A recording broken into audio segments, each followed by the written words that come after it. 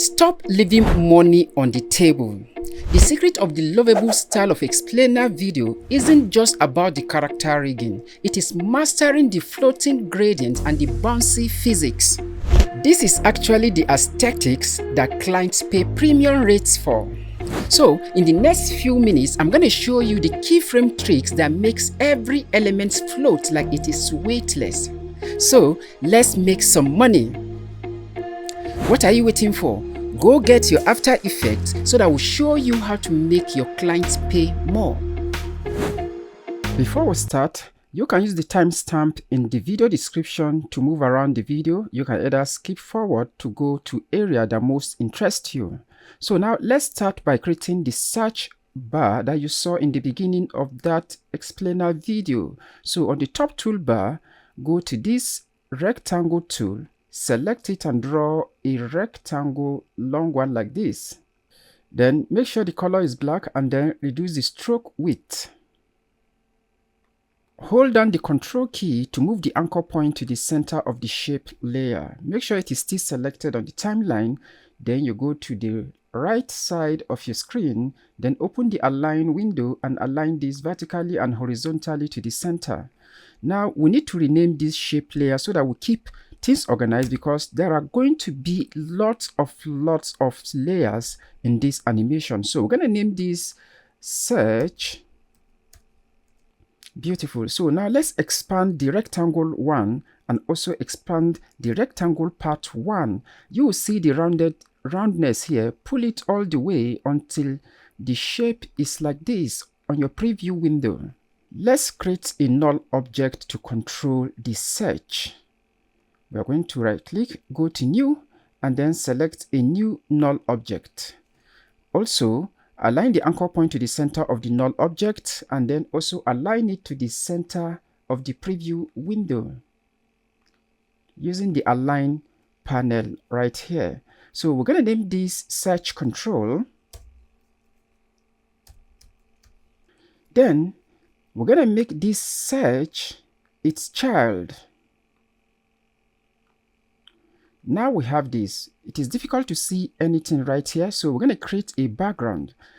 Right click and add a new solid layer.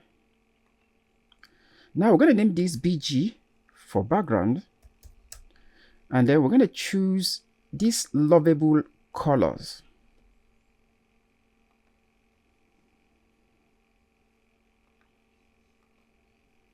Then move it below the layer hierarchy. So now we have this. You can always increase this search outline. We're going to need to move this control, that is this search controller. Hit P on the keyboard to reveal the position, then move it to the right like this.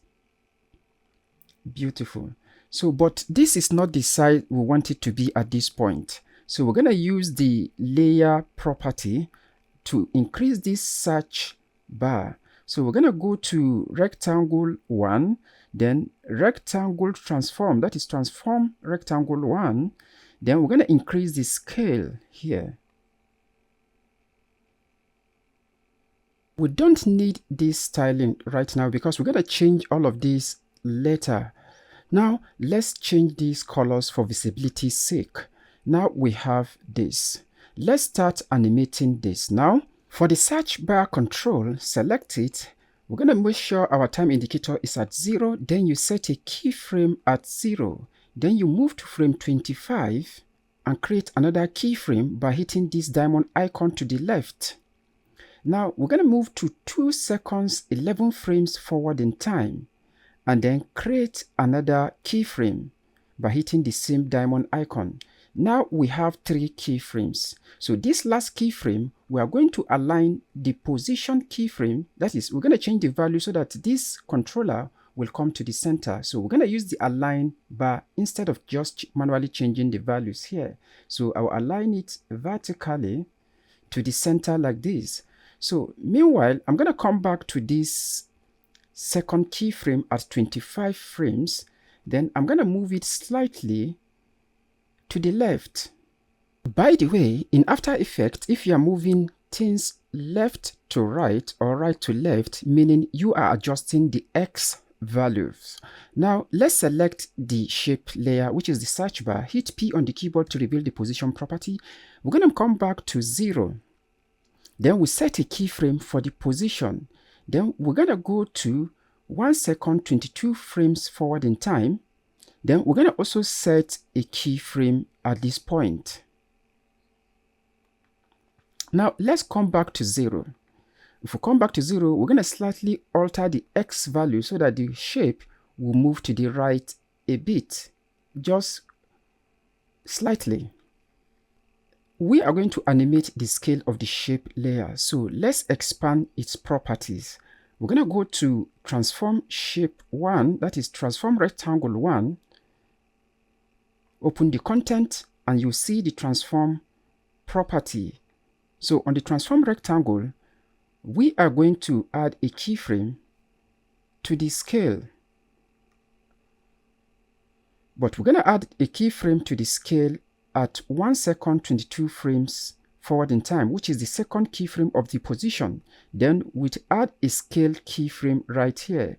Then we move to 207, that is 2 seconds and 7 frames forward in time, and set another keyframe. Here we're going to create a keyframe by hitting the diamond icon to the left here.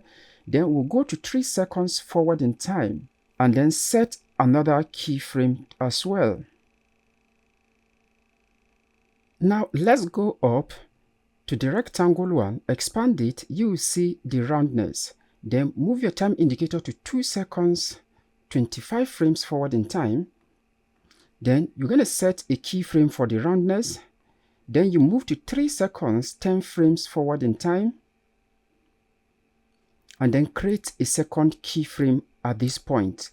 This roundness keyframe, we're going to use this as a transition keyframe. You'll find out later.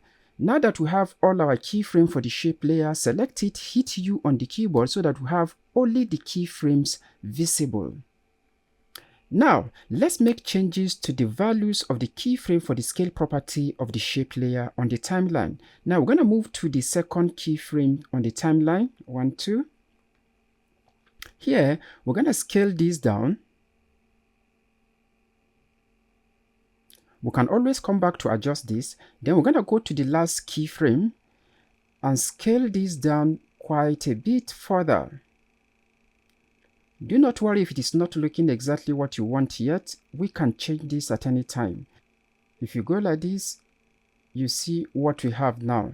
So now let's make adjustments so that we can get that fluid movement you saw on the LOVABLE Explainer videos. So to do that, we're going to need to change the linear nature of our keyframes. But before that time, select the search controller, come back to 0. We're going to move this on the x-axis a bit to somewhat like this. So let's make adjustment to all of these keyframes except for the roundness, because we're going to need to change that later as well. So now let's select all the keyframes here. For this, hold down Shift to select the top one for the controller. Then we're going to right click on it, go to Keyframe Assistant, then Easy Ease. Now let's set our preview limit so that we can preview this and see what we have. I want you to understand every change you make have an impact to the movement and fluidness of this animation. So you can see, even though we have changed this from linear to these curve graphs, it's still not as smooth as the LOVABLE animation. So let's make some adjustments. Now let's select the position keyframe for the controller first, then switch to the graph editor. We're going to select this keyframe right here and pull this graph until we have it like this. Then we select this one right here and move it like this to 0. That way this comes fast and then slow. Beautiful. So now let's go back. For the shape layer, select the position property as well. Go into the graph editor and make the same changes you made with the controller. Beautiful. So now let's preview and see. You will see a whole lot of difference, but it's still yet not as fluid as we want it. Now let's make further changes. So now let's go back to the position keyframe for the controller. Select any of the keyframes right here. Switch to the graph editor. Now we're going to pull this handle for this keyframe so that it will slowly move into that side like this. So now what we're going to do now is go back to this scale keyframe. Once you select it, we're going to switch to the graph editor, and then we have this go also slow to that size. This will go a long way to make a lot of changes. If you preview now, you will see a whole difference. Even though not as fluid as we want it yet, but this is getting close. So what we need to do now is just to offset this keyframe, because if you look at the controller and the shape layer, they share similar position keyframe at the same point. So that is going to reduce the fluidness. So what we need to do is to take this position keyframe for the shape layer and move it further. So even though everything is still fluid the way we want it, I can still see some irregular movement. Even though we want the bouncy movement, it shouldn't be very obvious. So now, what is the problem here is because this scale keyframe is not aligning well with this last position keyframe for the controller. So all we need to do now is to move our time indicator to this keyframe and then move the keyframe here. If you preview now, you're gonna see that everything is a whole lot smoother. Beautiful. You see that there's no that jiggling in between anymore. Okay guys, now we have this. Let's create that point. At that point where this search bar morphs into a square form. So there are many ways to do this, but I'm going to show you the simplest method, and yet it is very effective, like the complex method. So now to do that, instead of keyframing the part here, we're going to create a new rectangle on top of this. So we're going to go to the top toolbar again and select the rectangle tool. Then we're going to create that rectangle here. Now make sure you move the anchor point to the center and also align it to the center. Then we're going to first of all make it a child of this search bar controller, because it needs to be controlled by the same controller, because it needs to look like it is the same object transforming. So we're going to make it a child. Then let's change the hierarchy directly on top of the search here. So the next thing we're going to do now is to hit U on the first shape layer, which is the search bar. Come to the last keyframe for the scale. Then this is the point where we want this square to start showing. So we're going to trim that to that point. Beautiful. So we're going to hit S for the scale for that shape layer and set a keyframe for the scale. Then we're going to have to move forward in time. Let's expand our preview limit. Let's move forward in time to this point and then set another keyframe. We're going to set another keyframe by hitting the diamond icon to the left of your timeline. Now that we have this both keyframe, we're going to come back to the first keyframe. Here we need to scale this down until it fits into that search bar, somewhat like this. We're going to have to scale it unproportionally like this. Let it be inside so that at this point it is not visible until this point it starts becoming visible. Beautiful. We're going to select the keyframe again. We're going to right click and then ease the keyframes. Like I said, you can always hit F9 to do this. Then we're going to select this last or first keyframe, switch to the graph editor. Then we're going to edit the speed graph to look like this so that it will go in slowly first. Then we're going to adjust this keyframe here. Let it be at 325. Somewhere at this point. Let's move it slightly to 325. So now that we have it like this, then coming in like that. So this is where we work on the keyframe for this search bar roundness. So now we're going to go to the second keyframe roundness, reduce the roundness in such a way that it's almost beginning to turn to square. So let's just set the timing Sometimes you may need to change this color so that you see the contrasting and know what you are doing. We're going to scale this quite up a bit so that it will tally with this part of the search bar. So hide it here and change its color.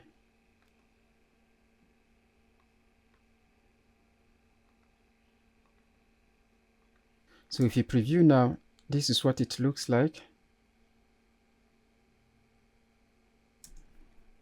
Let's unhide it. Now, the next thing we need to do to finish this part off is to animate the scale of the shape controller right here. That is the search controller. So we're going to hit U and then hold down Shift to hit S. That way we can see everything clearly. So let's move our time indicator to about this point and set a keyframe for the scale property. Then we're going to move forward in time to about this point. Change the scale values to 135. So if you preview now, this is what you have. If you like, you can also edit the speed graph for the scale for the controller. But at this point, this is what we have. Beautiful. You have seen how we animated the elements and make the shape layer morph from one shape to the other. Now let's add that gradient bouncy friendly look. Now we're going to pre-compose everything on our timeline. So Ctrl A to highlight everything, then Ctrl Shift C to pre-compose it. Then we're going to call this search. Then make sure you move all attributes to the new composition, then you hit OK. Now the first thing we're going to do is to add a fill effect. So we're going to go to Effects and Presets. On the Effects and Preset, let's search for Fill Color. Then we're going to drag and drop it into the layer. This is going to give us, sorry, I think the pre-composing, we shouldn't have pre-composed everything because the background is there. So we're going to go into this to fix that. Let's go. So select the background, Ctrl X. That is going to cut it out of that place. Then you go back to the main comp again, then Ctrl V to paste the BG, then you move it down. So this way, if we're adding the fill effect now, it is not going to affect the entire preview. So let's select it now and add the fill effect. So now we have this. So let's change this color to black. This is the basic black for the search. Ctrl D on the keyboard to duplicate it. Then we're going to select the bottom one. We're going to change that to red. So we're going to hit S on our keyboard to scale it up a bit larger than what the other one is. Let's change the red color to orange instead. This is going to be close to the lovable color. So now we're going to add the Gaussian blur effect. So we're going to increase the blurriness. I think this is too much, so I'm going to bring it down to 120. Beautiful. So I'll stick to this for now. So what I'm going to do now is to duplicate this again, and then I will select the bottom one. I'm still going to scale it up, but before I scale that up, we need to change the color so that we can see exactly what we are doing.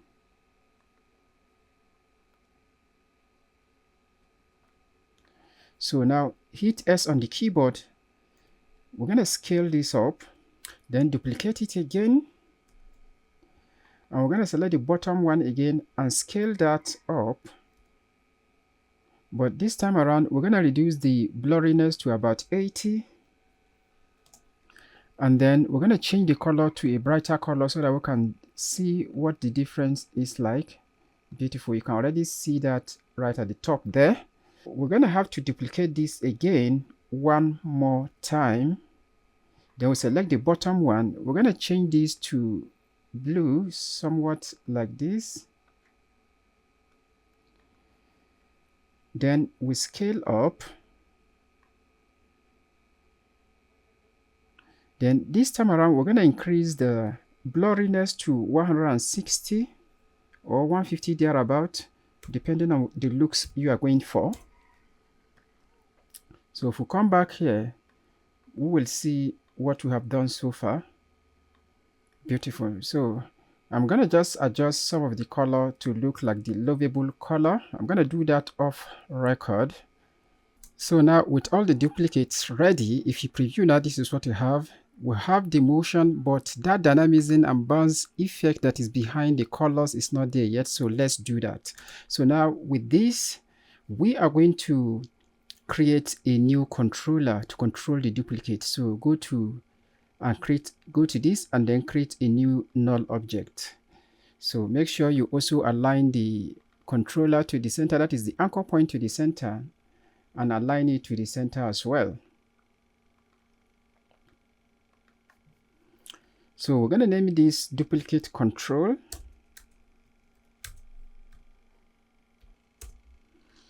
So let's move it below the first one, which is the original one that has the black effect. If you check it, it's one that has the black fill effect. So now that we'll move it below it, so we're going to select all of these duplicates now, all of these duplicates, and then make them a child of the controller, that is duplicate controller. So we're going to come to the timeline. Here, we're going to need to offset these last 3 duplicates. We need to offset them. So select the 3 and move them quite a bit. Deselect one and just offset them few frames away from each other. So that is going to give us our first dynamism. You can see that first dynamism has been solved. So the next thing we're going to do now is to select the controller, that is the duplicate controller, hit P on the keyboard. We're going to animate the position property. So if you move back to 0, you see that all of that duplicate is hidden behind. We don't want that. So let's come back to when it's exactly at the center, which is here. Then we're going to set a keyframe for the position. Then we'll come back right this point, and then we're going to move this on the X axis just a bit. Select it, then you easy ease. Also edit the speed graph for smoother motion. So I'm going to want it to end up slowly. Then I'm going to come here also from this point where it is about going back right there. So let me expand this actually to this point. Then here I will shift S to expose the scale property and set a scale keyframe right here. Then I'll move right to this point.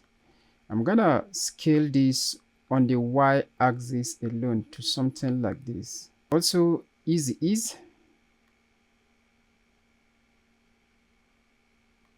We have all of this movement. You can see now the dynamism.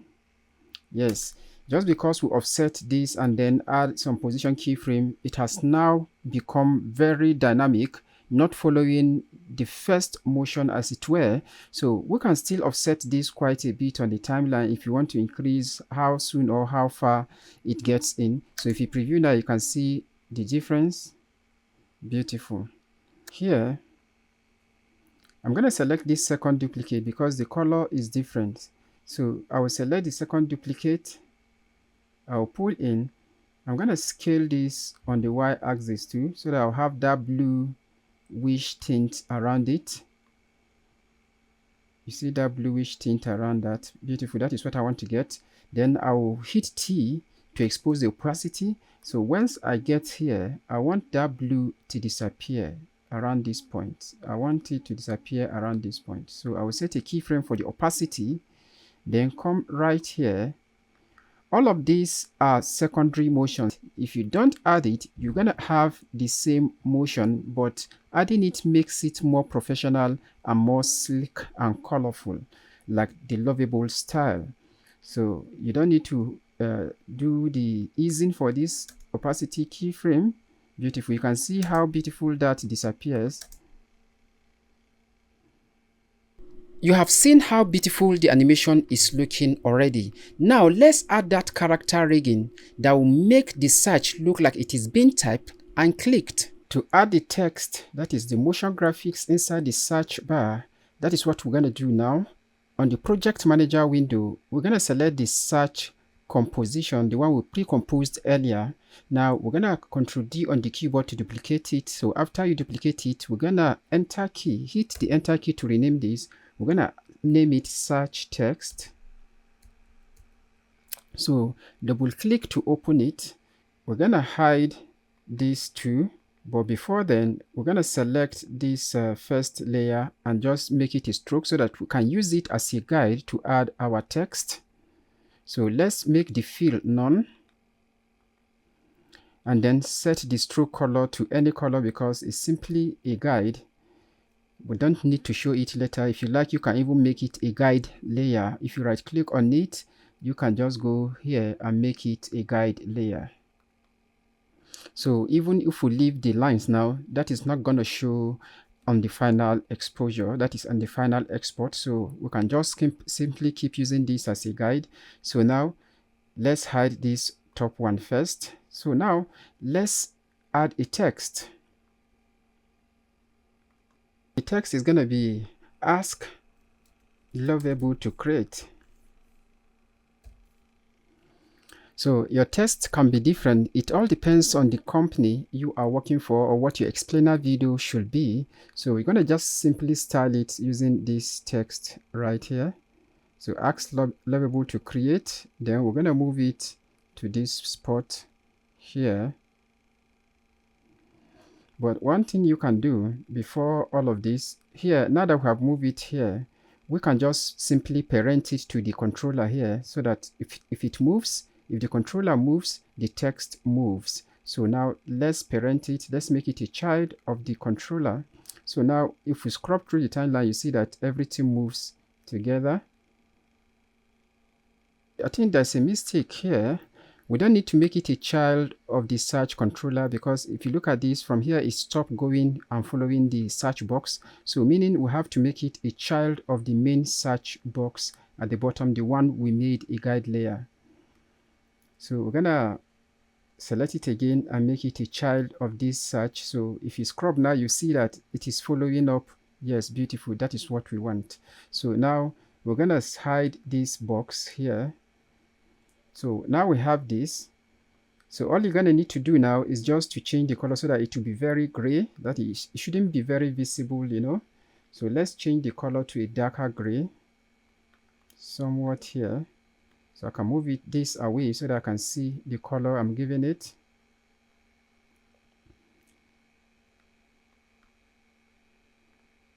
Beautiful. So it is not written on stone. Actually, the more you leave it, the more better the visibility. So I'm going to just style it a bit, move it toward the right, just to center it on the y-axis. You can use the align tool to center it as well. So if you open the align, you can center it with this one. You see him perfectly centered now.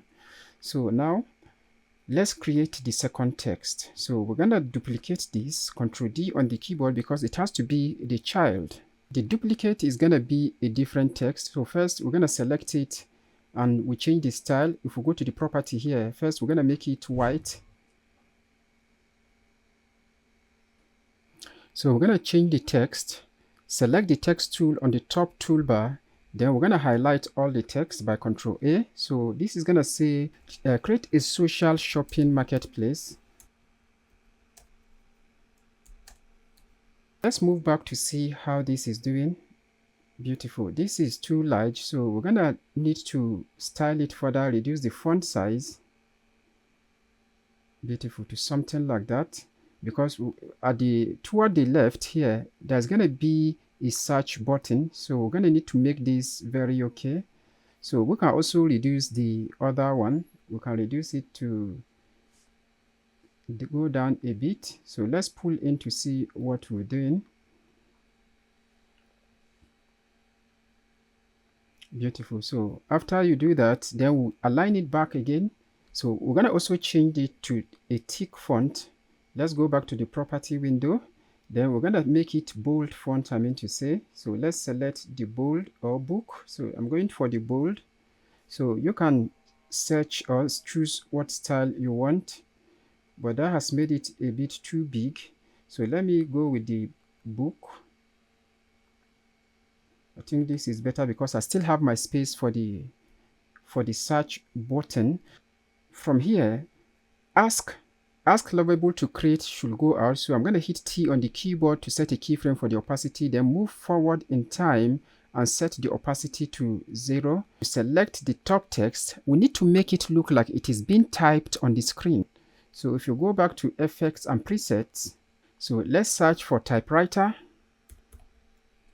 So this is the typewriter effect. Then we're going to add it to the text above it.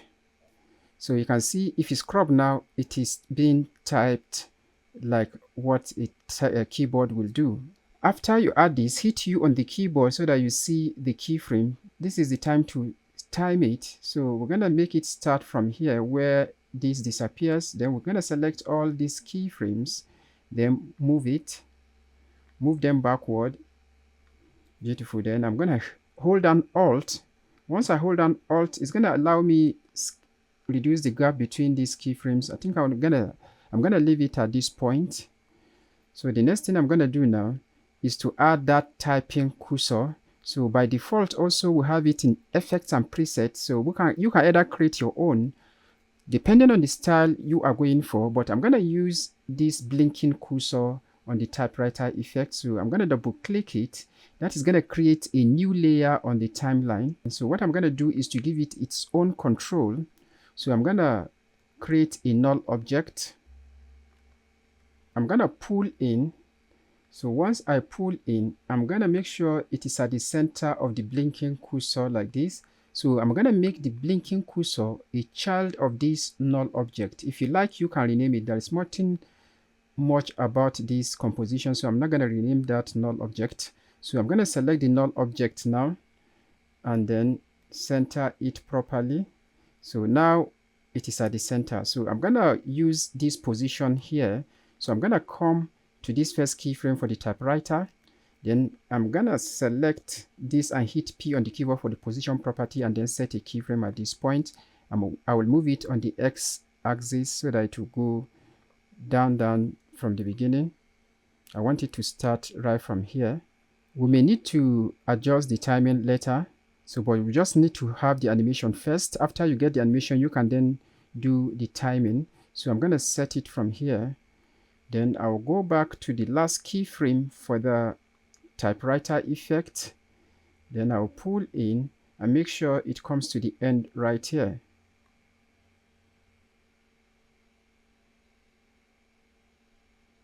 Beautiful. If you like, you can reduce the typewriter size. Whatever you like is good. So if you preview now, it is going to give you this. Then you can adjust the timing here so that it will go along with the typing. Beautiful. So the problem here is that we need to make it a child, the controller here, a child of that first search shape. So we're going to go down here. Then we pick with the parenting to that shape. This one we made the guide layer. Yes. So now everything will move along as we go.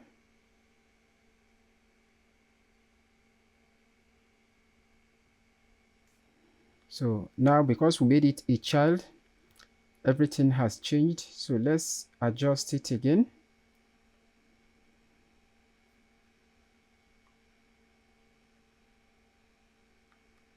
So let's go to the last keyframe and then adjust it to the end.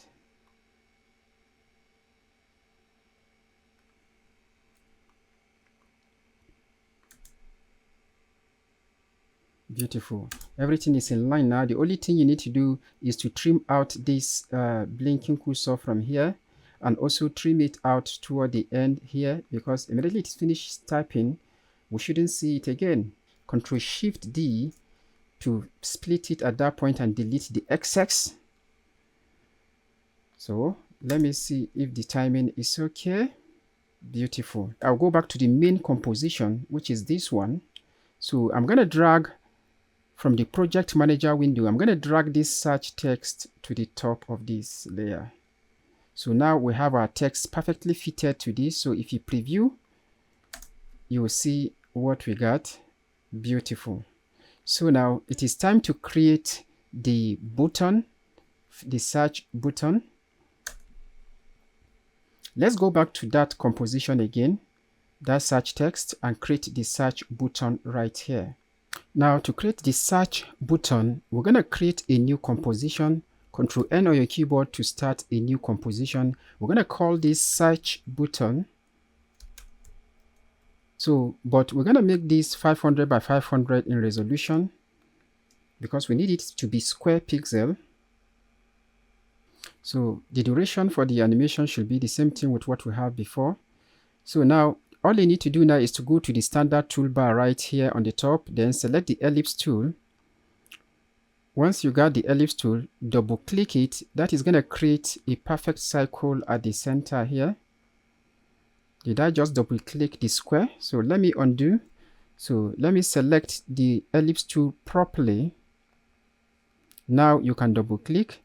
That is going to create a perfect circle here. So let's create a fill color and then set the stroke first to none.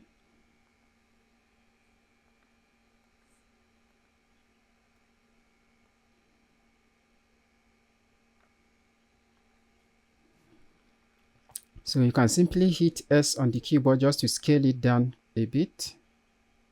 Something like this. So let's fit this to comp so that we can see everything clearly. So we can drop the opacity actually. I'm going to drop the opacity a bit to about 70%.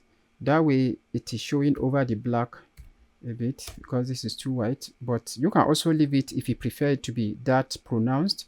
So I'm going to leave it like this. So, you know, with Lovable, they made everything look colorful and uneasy. That is, it is not simplified like what you have with every other website or SaaS website. So because of that, they created a unique search button. So to do that, so we're going to pick the rectangle tool again. Once you pick the rectangle tool and make sure no layer is selected on the timeline, then we're going to draw a rectangle like this. Beautiful. So we're going to curve the edges. To do that, let's open the rectangle one here and then open the rectangle part. Then we're going to increase the roundness just slightly, something like this. So we're going to use the layer styling to style this. So first you right click, go to layer styles, and then add a gradient overlay. Beautiful. So we're going to go to the timeline, expand the gradient overlay on the layer style menu on the timeline. Then first we're going to turn it, twist it to something like this. After we set the angle of the gradient, we can then edit the gradient colors, select it. The dark side is going to be orange, warm orange like this, and the light side is going to be purple. Then we hit OK, go to layer style, and then we select bevel and emboss. So the bevel and emboss made it a bit like a button. So if you like, you can leave the default setting for the bevel and emboss like this. So, or you go in and reduce the bevelness. So, but for now, I'm going to leave it like that. I can always go back and make changes. That is the beauty of the structure of this animation. So we're going to select the rectangle tool again. Then we're going to create a second one.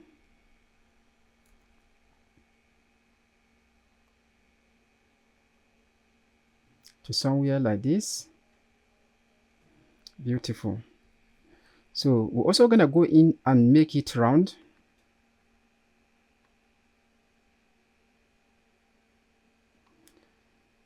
Then we can hit P to drop the position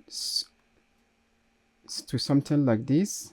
Yes, so that it will overlap a bit. So instead of styling this all over again, so what we're going to do is to just select this one we have styled. Then we're going to go to the layer style with this one, then Ctrl C on your keyboard to copy it. Then we select the top one, Ctrl V to paste the layer style, and we have all we need here. So the only thing we need to do now is to change the color. So we're going to expand the layer styling for this shape layer we just pasted. Then we're going to go to the gradient color and then edit gradient. So we're going to set we're going to set this first one to yellow. So select both layers and try to center it visually. It must not be perfect this time, so hit P on the keyboard for both of them. Then we're going to use the bottom one to change the position. Beautiful. I think this is okay. So all we need to do now is to go back to the search text here. Then we're going to drag. Let's come here. Let's come to where we can see the entire search bar. Then we're going to drag this search button from the project manager window and then drop it into the timeline.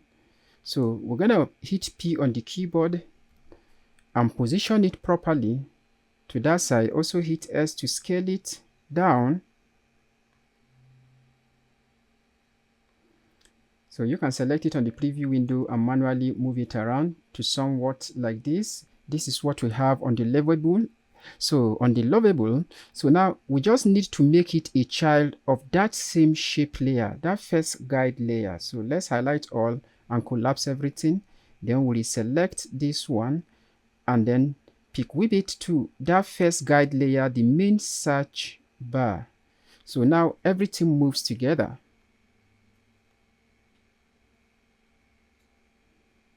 Beautiful. At this point, because of visualization on the preview window, we can hide that first guide layer, even though it's not going to show on the final render, but visually it is distorting my interest.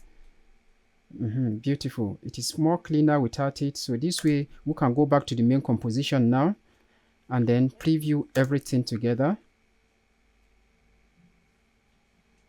Beautiful. So now let's add the mouse cursor.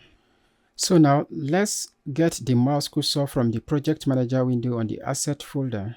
Prior to the tutorial, I already brought in this mouse pointer. So I created this in Adobe Illustrator. So you can also do it in After Effects, but I wanted to be able to use it or reuse it in every project. So I made it inside Adobe Illustrator.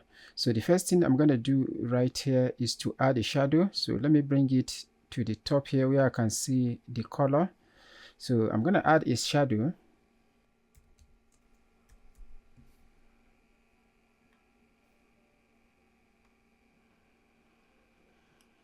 Now I'm going to change the distance. I'm just going to increase it quite a bit till I can see it somewhere here. Then I'm going to change the angle so that it will come by the left here, down left, somewhere here. Then I'm going to increase the feather so that it will be soft. Beautiful. So I can equally drop the opacity and then increase the distance if I want to. So I will just reduce the distance, then drop the opacity from 50 downward a bit. Nice. So what I'm gonna do now is to move the anchor point, because the mouse pointer click doesn't happen from the center of the arm. It happens from the finger, so it needs to be controlled from there. It is scaled through there. So to have that effect, what we need to do is to hit Y on the keyboard to activate the anchor point tool. Then we move it to that tip of that finger that is pointing. So hit V to drop the anchor point tool and then drag the mouse pointer and bring it directly overhead the search button right here. So now we need to scale it down. Hit S on the keyboard to bring this down a bit. You see, as we scale, it scales toward the hand, toward the finger, I mean to say, instead of scaling at the middle of the palm. So I'm going to leave it like this.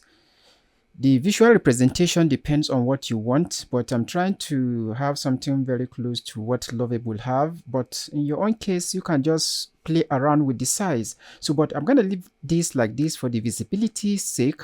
If it's smaller than this, I doubt if you're going to see it on the YouTube compression. So now what I'm going to do is to look for a place where it has to click. Now here, beautiful. So from here, it has to click from here. So now let me center the arms correctly here. Beautiful. So here I will set a keyframe for the scale. Then I will move forward in time. I'll move the keyframe backward a bit. So now that I have the keyframe backward a bit, then I'll just scale it down at this point a bit to look like it is clicking. Beautiful. So I'll move forward. So once you move forward here, you need to make it click further. That is, make it smaller, like it is clicking. Do not worry that it is not on the search bar anymore. We're going to fix that. So now let's come back here to the first keyframe. Then hold down Shift key and hit P on your keyboard so that we can see the position property for the same layer. So set a keyframe for that. So we are going to come back. Let's get back to this point. We'll pull in our preview window in. Then we're going to drag this hand to put it outside the preview of the preview actually. So now you can come up with a different approach. This is just a guide for you to know exactly how to do these things. So now I'm going to move it to follow that particular push in. So somewhat like this is okay. Let's select all the keyframes right here. Then right click on it and then easy ease. So now if we move here, you will see that at a point this scales out. So we're gonna add another keyframe here at this point. So we're just gonna copy this last keyframe, Ctrl C and Ctrl V. Then we're gonna come here when that transformation happens here. Then we move the mouse out of the preview because we're gonna add a web page here. So we're gonna move it right at the bottom here, somewhere here. After previewing, the only thing I want to add to this mouse movement before we proceed to the next section of this course is I want to make sure that starts coming very slowly. So let's end it slowly. Let's pull the graph editor to look like this. Now if you preview that part, you will see it makes a whole lot of difference. Beautiful. So guys, you have seen how to do the floating bouncy gradient, the lovable style, and you saw how we integrated the character rigging into the flow. In the next tutorial, I'm going to show you how to do the UI animation like a pro, and we're going to use those stock effects that professionals use to give their animation a pro finish that will get your clients coming back.